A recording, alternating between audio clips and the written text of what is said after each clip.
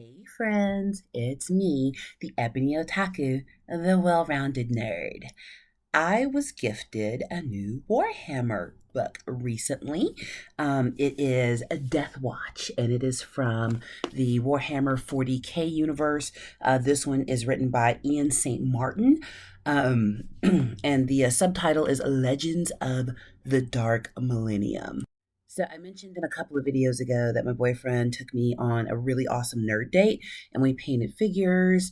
Did I mention that? Well, okay, I'm mentioning it now. But we went to a games type workshop and we did a figure painting date. We learned how to airbrush, all kinds of cool stuff.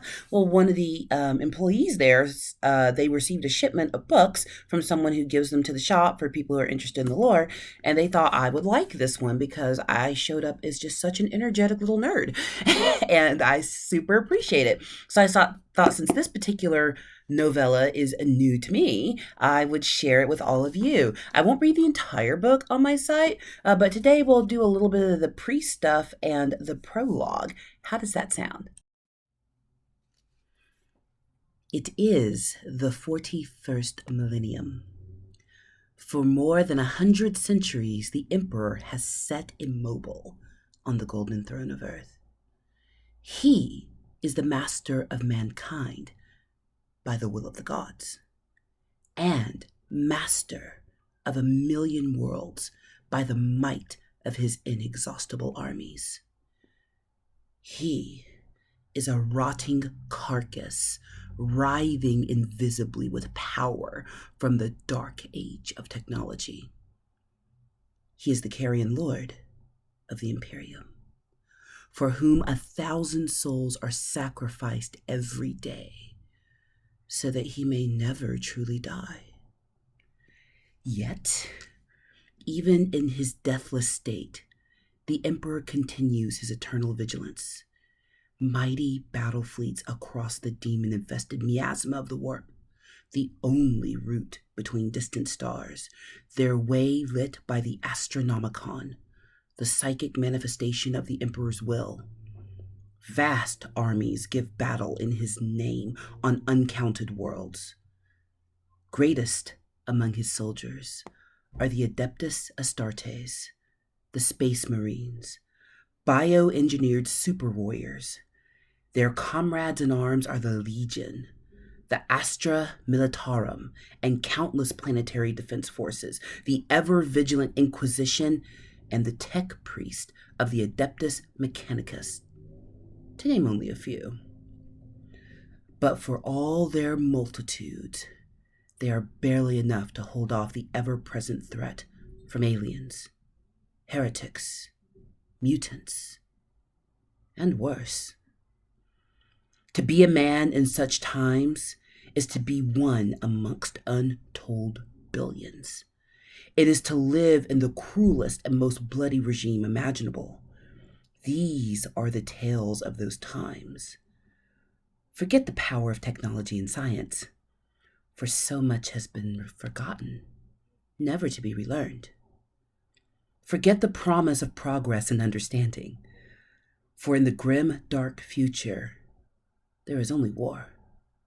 There is no peace amongst the stars, only an eternity of carnage and slaughter, and the laughter of thirsting gods.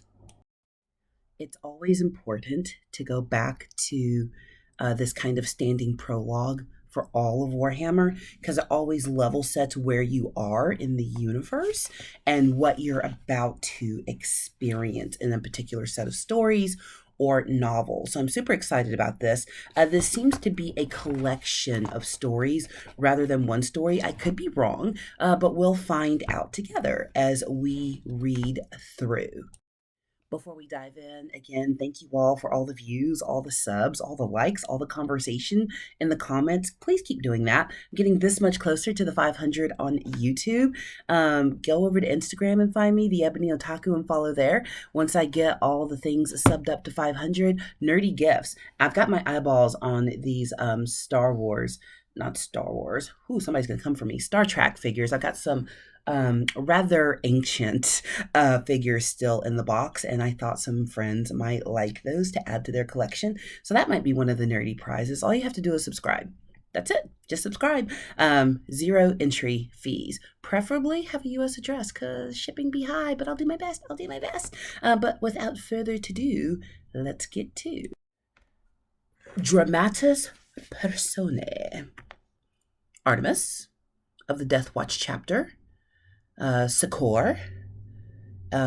He is a second Imperial Castellans of the chapter, also part of the kill team. So all of these are DEATHWATCH right now. Harik Thunderfang of the Space Wolves chapter, love it.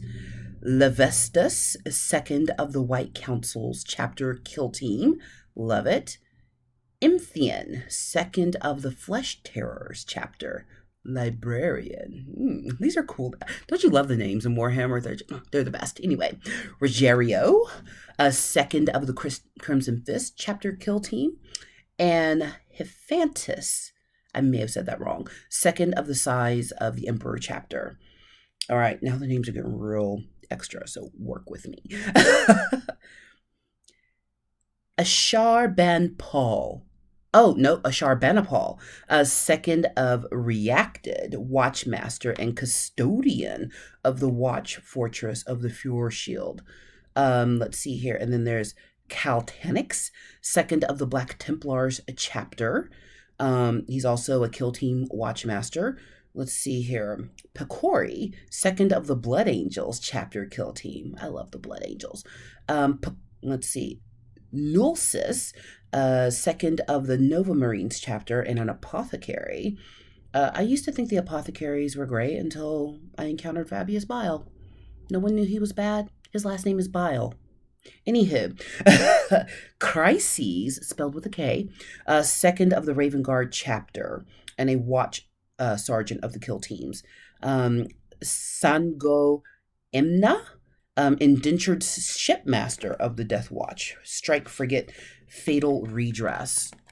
Let's see, of the battle fleet, Kurbiluna, Clovis Nirkus, High Admiral, master of the Claw of Damrov, Yaroslav Lietz, Commodore of the Claw of Danrov, and finally from the Inquisition, one of my favorite groups in the Warhammer 40k universe, Cryptman, Lord Inquisitor of the Ordos Xenos. Across the vastness of space, alien races plot the dethroning of the Emperor and the downfall of humanity. This is the Imperium's call to arms, and nothing shall stand in the way of our righteous crusade. Unattributed.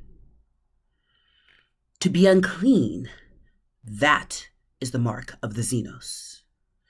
To be impure, that is the mark of the Xenos. To be abhorred, that is the mark of the Xenos. To be reviled, that is the mark of the Xenos.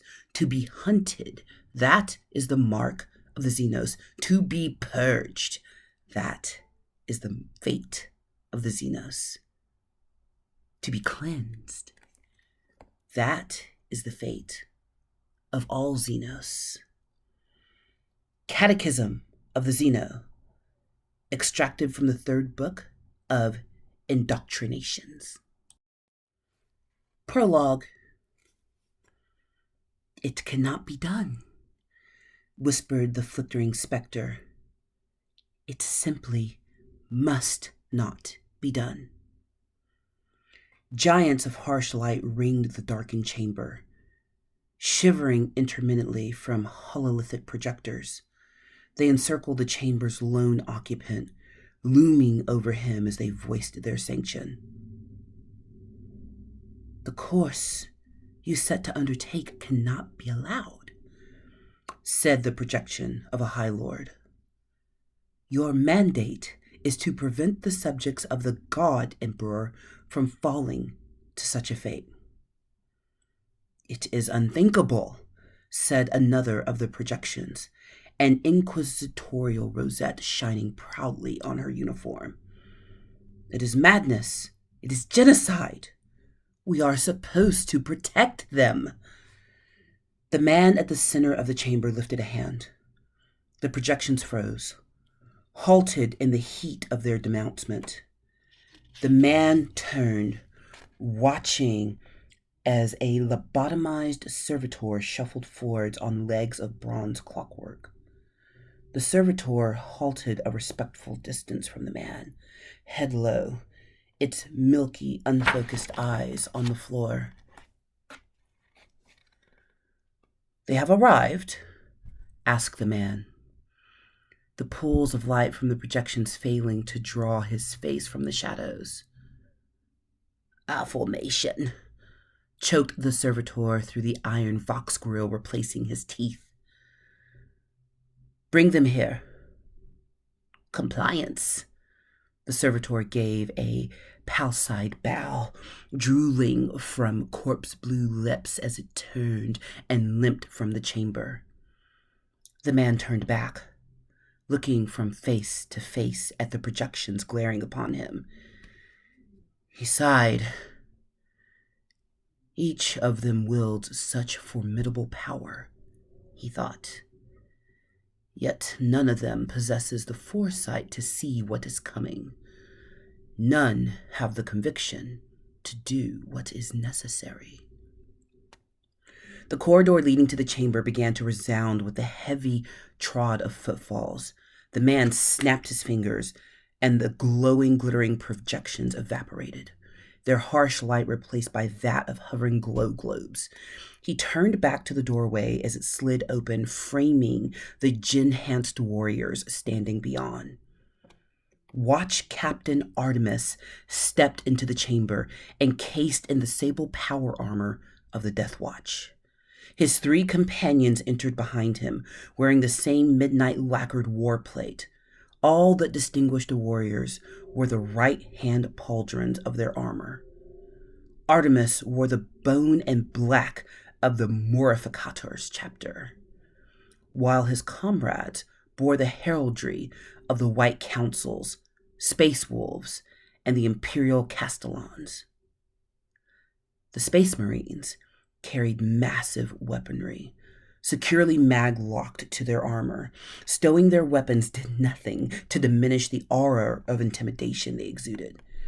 They were war made manifest, the sharpest blade wielded by the Imperium of Man, and in the case of the DEATHWATCH, there were no deadlier hunters of the Xenos. Artemis stopped a pace away from the man, shown in the light to be a slight figure of advanced age, wearing simple black robes. Unmistakable, however, was the inquisitorial rosette hanging from a chain about his neck, and the fire burning in his eyes. The eyes of a man who had condemned planets with a word. "Lord Inquisitor," said Artemis, the vox grill of his helm rendering his voice into a harsh machine snarl. "The Brotherhood of Thalassa Prime has answered the call of the Ordo Xenos." He reached up, removing his helm with a hiss of balancing air pressure, a face of near albino flesh, and eyes of the electric sapphire stared down impassively at the Inquisitor. "The DEATHWATCH stands before you, in this place.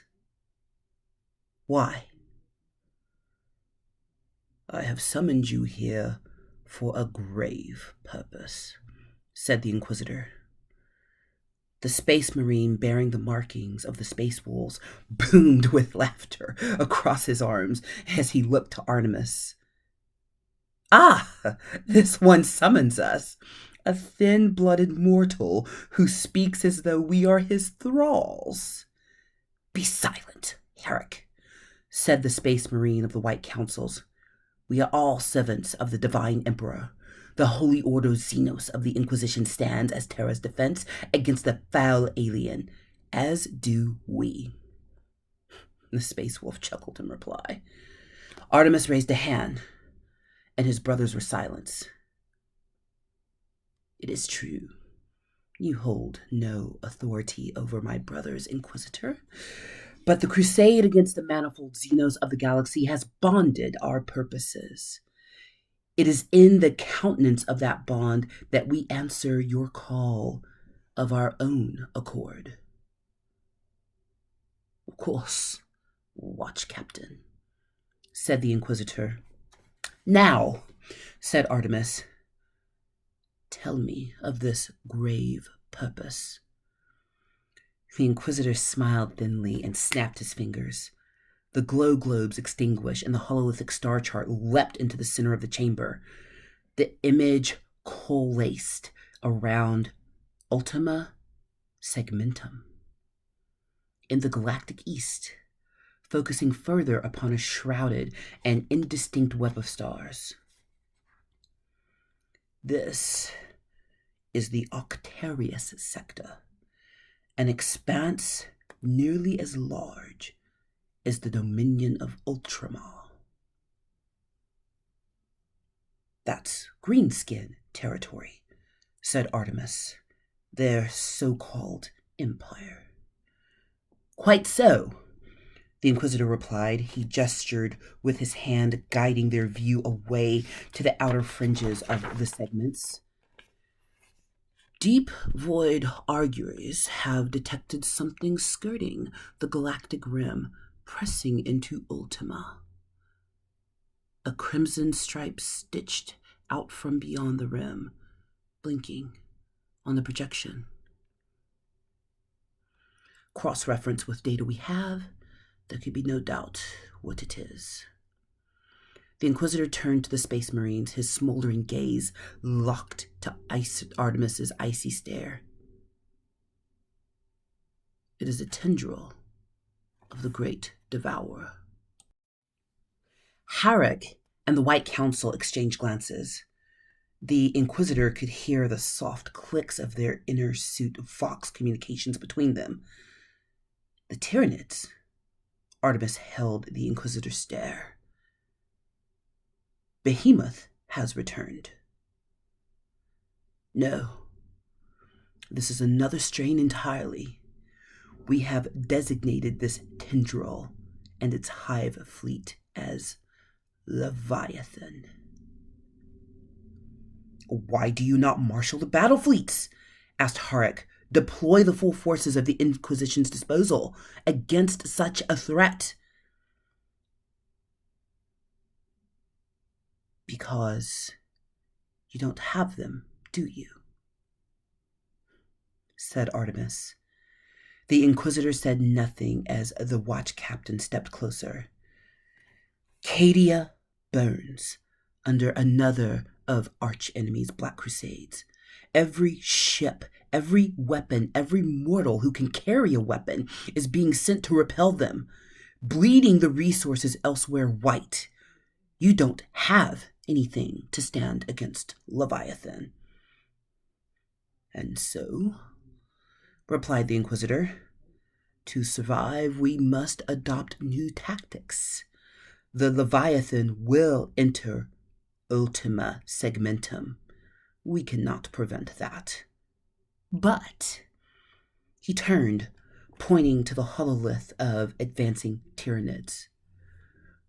What if we could direct its course? Guide it away from Imperial systems and towards those of a mutual adversary. Artemis noted the proximity of the tendril Leviathan and the Orc Empire of Octarius. You mean force the Tyranids into a war with the Greenskins? Impossible, said the Imperial Castellan, his first words since entering the chamber. Secor? Artemis raised a fist, silencing the Castellan. The watch captain returned his attention to the Inquisitor. How? The image of Ultima Segmentum collapsed into shards of a fractured light. In its place, a disjointed oblong rock of twisted metal appeared. Spinning slowly in the air, Artemis could see the corpses of Imperial vessels riddled throughout the object, backs broken, prows jutting from the rocks surrounding them like drowning men, desperate for breath. He saw Xenos vessels, some he recognized and some he could not identify, twisted among the amalgamated wreckage. This space hulk, translated into Ultima Segmentum 86 days ago, said the Inquisitor. It is traveling along the projected path of the Leviathan. I have seen the ways of the Great Devourer before. This Xenos is insidious, infecting targeted systems and worlds with a vanguard in preparation for its arrival. Gene stealers, said Harek. We have dealt with their kind in the past. Precisely, replied the Inquisitor. You and your team have experience with the Gene Stealer, Watch Captain, which makes you eminently suitable for undertaking such as this. The Inquisitor's servitor hobbled from the shadows, clutching a cylindrical device in its pallid hands.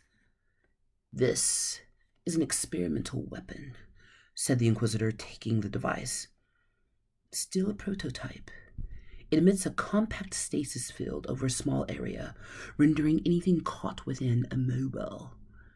When your team makes contact with the Gene Stealer brood infesting the Hulk, the device can be used to neutralize a number of them, allowing you to capture them alive. Alive? Said Harek. He turned to his comrades. Did he just say alive? To be seated into the dark Orc Empire, the Inquisitor continued. Gene Stealers are the harbinger of their hive fleet, readying the path for the greater brood to descend. Seeding the captured Gene Stealers will draw the Leviathan to Octarius. The Orcs have been massing in extraordinary numbers, and the conflict between both Xenos could provide the Imperium decades to prepare. The enemy of my enemy is still a vile affront to the Emperor. The White Council's Gladys was half drawn from the sheath in the moment. Artemis placed a hand on the White Council's arm. Peace, Levestus. This is heresy, Levestus snarled. This is our holy province to visit death upon all Xenos. To do any less is betrayal. And yet, it is the only chance we have to prevent the Leviathan from a full invasion of our realm. The Inquisitor's voice was steady, his conviction ironclad. If we fail to divert them, both the Orc and the Leviathan will spill into the Imperium at their full strength, with nothing to stand against them. Rinswald, Baal, even Ultramar will burn if we do not act. Rage emanated from Levestus, a low growl scratching from his vox grill. Artemis's eyes had never left him, his hand still clamped over the White Council's arms. With considerable effort, Levestus sheathed his blade. If this gambit fails, Inquisitor, I will tear your limbs from you and cast you into the void. The fate of billions rests upon this moment, Watch Captain. The Inquisitor met Artemis's gaze once more. Fire against ice. What is your answer? Will you serve? The mortifactor was silent for a few heartbeats. No emotion was betrayed on his pallid features. In the blink of glittering power, sword at hip was free of its sheath, the blade carving in the air as it spun in Artemis's grip. The Watch Captain drove the blade down into the floor of the chamber, the name Exterminatus etched in fine script down in its length. Artemis's eyes had never left the Inquisitor. The Death Watch answers your call.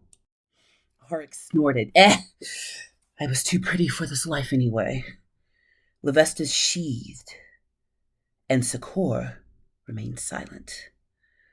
Artemis sank to one knee, his comrades doing the same behind him. The watch captain raised his eyes to the frail man standing in the spectral glow of the hololith. Lord Inquisitor Cryptman of His Majesty's Holy Ordo Xenos, hear now this oath of moment, bonding my blade and my blood in thy service. Okay, this could be a good one. I'm going camping this weekend, and I think in my soft hours I shall delve into this more until I find a chapter I want to bring to you.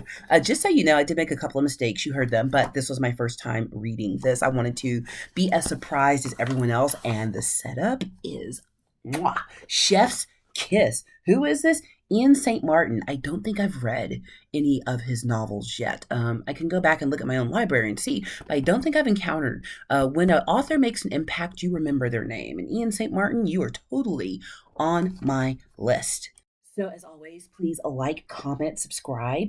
Thank you to all who are making recommendations. I am collecting books as I find them. I think my next reading recording will actually be a holiday one. The Grinch, because fun, and I'm a nerd. And I have some cool nerdy stuff on its way because it's my birthday month, and I don't say no to myself during my birthday month. And guess what? You shouldn't either. Pay your bills and treat yourself. So until the next one, bye, friends. It was a good one, wasn't it? Yeah, it was a good one.